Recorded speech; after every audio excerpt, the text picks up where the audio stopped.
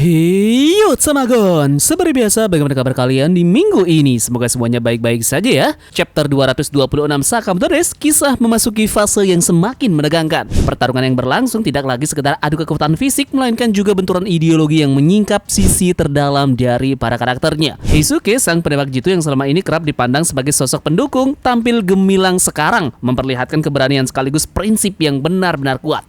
Di sisi yang lainnya, bayang-bayang ancaman terus datang menghantui perjalanan Sakamoto dan teman-temannya, hingga muncul wajah lama yang membawa kejutan. Nah, jadi kita akan bahas lengkap chapter terbaru dari Sakamoto Days ini. Namun seperti biasa, jangan lupa like dan share-nya nanti jika kalian suka dengan pembahasan Tamagon kali ini.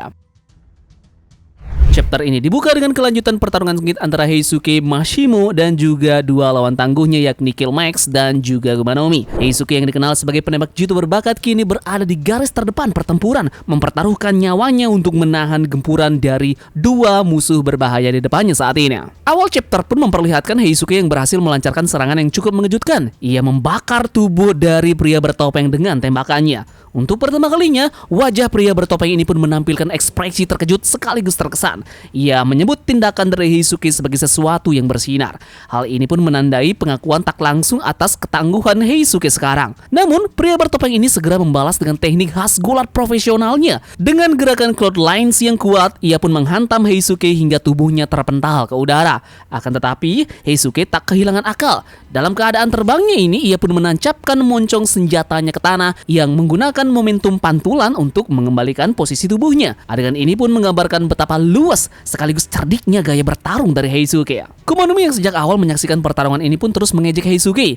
Ia menyebut bahwa Heisuke ini terlalu lembut, tidak memanfaatkan orang-orang di sekitarnya sebagai tameng, dan bahkan berani menunjukkan belas kasih dalam situasi ini. Bagi Kumanomi, sikap itu justru adalah kelemahan fatal dari seorang pembunuh. Namun reaksi dari pria bertopeng justru berbanding terbalik. Ia terkesan pada Heisuke, terutama karena keberanian sang penembak jitu untuk tetap melindungi warga sipil. Nah, pria bertopeng mulai merasakan keraguan dalam dirinya. Apakah selama ini ia terlalu kejam atau bahkan telah kehilangan arahnya? Ia sampai membandingkan Heisuke dengan seseorang bernama Pisuke, menyebut bahwa aura Heisuke serupa dengan seekor burung yang bebas. Nah, mendengar hal ini pun Heisuke dengan lantang menyatakan bahwa ia akan mengalahkan keduanya. Seruan itu pun justru memicu amarah dari pria bertopeng, karena baginya Heisuke kini berperan seolah-olah sebagai pahlawan dan secara tidak langsung menuduh pria bertopeng ini sebagai penjahatnya. Pertarungan pun semakin menegangkan, bukan hanya soal fisik melainkan juga pertarungan ideologi. Sementara itu, alur pun berpindah kepada rombongan dari Sakamoto, Shin, Granny, dan juga Wutang yang sedang berada dalam truk. Perjalanan mereka pun tiba-tiba terhenti karena seorang polisi menghentikan laju kendaraan mereka. Polisi tersebut mencurigakan karena tampak memiliki keterkaitan dengan Gozu, sosok yang sebelumnya diketahui sebagai lawan yang berbahaya. Wutang pun berusaha berbohong dengan mengatakan bahwa mereka sedang mengangkut pasien darurat atas permintaan dokter. Akan tetapi, polisi tersebut tidak percaya. Ia kemudian menodongkan senjata ke arah mereka dan bersikeras bahwa di dalam truk terdapat buronan yang sedang ia cari, yakni Sakamoto. Sakamoto dan juga Shin pun bersembunyi di dekat dari nenek yang terbaring, berusaha tetap tenang. Namun situasi pun kian mencekam ketika polisi ini menodongkan senjatanya secara langsung. Ini pun menunjukkan bahwa ia bukanlah aparat biasa. Kindaka bahkan memperingatkan bahwa polisi ini adalah orang yang berbahaya yang menyamar dengan atribut hukumnya. Nah, kemudian melihat keadaan yang semakin genting, Shin pun memutuskan untuk menggunakan kemampuan telepati dan kontrol pikirannya. Ia menimbulkan kepanikan di tengah kerumunan sekitar yang membuat perhatian orang-orang tertuju pada truk. Kericuhan massa pun diharapkan bisa menghalangi gerakan dari polisi tersebut. Nah, namun hasilnya di luar dugaan. Alih-alih goyah, polisi tersebut malah melepaskan tembakan membabi buta ke arah dari kerumunan. Ia berteriak bahwa tindakannya adalah demi keadilan, seakan menyamarkan kekejamannya dengan legitimasi hukum. Adegan ini pun memperlihatkan betapa berbahayanya lawan yang satu ini karena ia benar-benar percaya bahwa kekerasannya adalah sesuatu yang benar. Dan ketika situasi ini pun menjadi semakin kritis, tiba-tiba saja muncul sosok yang lama tidak terlihat dalam aksi besar ini, yakni Lu Xiaotang. Dengan ekspresi yang agak mabuk, Lu ini pun menampakkan dirinya di tengah kekacauan.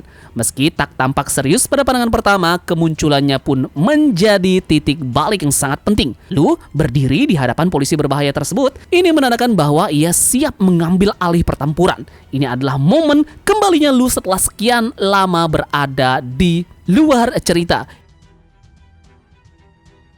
Nah, kesimpulan pada chapter ini menampilkan dua konflik utama. Pertarungan Heisuke melawan pria bertopeng dan juga Gumanomi, yang bukan hanya uji kekuatan tapi juga benturan nilai antara belas kasih dan juga kekejaman. Kemudian ada juga ancaman baru dari polisi misterius yang hampir menyingkap persembunyian Sakamoto dan juga Shin, yang sebelumnya akhirnya diintervensi oleh kemunculan dramatis Lu. Dalam chapter ini Heisuke berhasil membuktikan bahwa keberanian dan belas kasih bukanlah kelemahannya, melainkan kekuatan yang mampu mengguncang keyakinan dari lawannya. Sementara itu, dalam situasi genting di truk hampir berubah menjadi bencana sebelum akhirnya diselamatkan oleh kemunculan tak terduga dari Lu. Nah, sekarang bagaimana jika Heisuke ini akan menjadi cermin moral bagi pria bertopeng ini? Dalam chapter ini, pria bertopeng untuk pertama kalinya terlihat ragu terhadap tindakannya sendiri setelah menyaksikan keberanian dari Heisuke melindungi warga sipil. Ia bahkan sempat membandingkan Heisuke ini dengan Pisuke, sosok burung yang seolah menjadi simbol kebebasan. Nah, sekarang teorinya Heisuke ini mungkin akan jadi titik balik moral bagi pria bertopeng.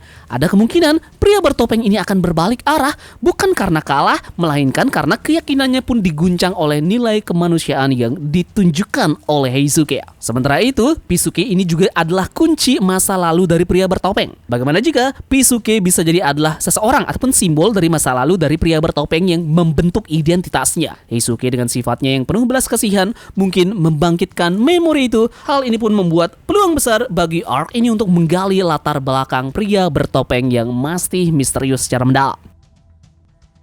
Kemudian yang menarik adalah kemunculan Lu di akhir chapter ini bukan kebetulan. Selama ini ia sering ditampilkan di sisi komedi, lebih banyak mengurusi toko daripada bertarung. Namun tradisi di Sakamoto Days adalah mengubah karakter sampingan menjadi figur berbahaya di momen gentingnya. Nah, sekarang bagaimana jika Lu ini kemungkinan besar akan menunjukkan hasil latihan diam-diam yang selama ini tidak diperlihatkan.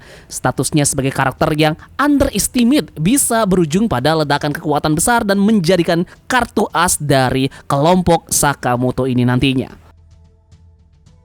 Nah, kemudian Shin pun sudah menggunakan kemampuan telepatinya untuk mengacaukan kerumunan. Namun efeknya masih terbatas. Sekarang, mungkinkah Shin ini perlahan akan mengasah kekuatannya dari sekedar membaca pikiran menjadi mengendalikan emosi bahkan tindakan lawannya? Ini pun bisa menjadikan salah satu aset terkuat dari tim Sakamoto nanti, setara dengan peran Sakamoto sendiri di masa depannya. Yup, jadi sekian saja pembahasan tabangan terkait dengan review chapter 226 dari Sakamoto Days ini. Kita akan bertemu lagi di minggu depan untuk cerita lanjutan dari Sakamoto Days.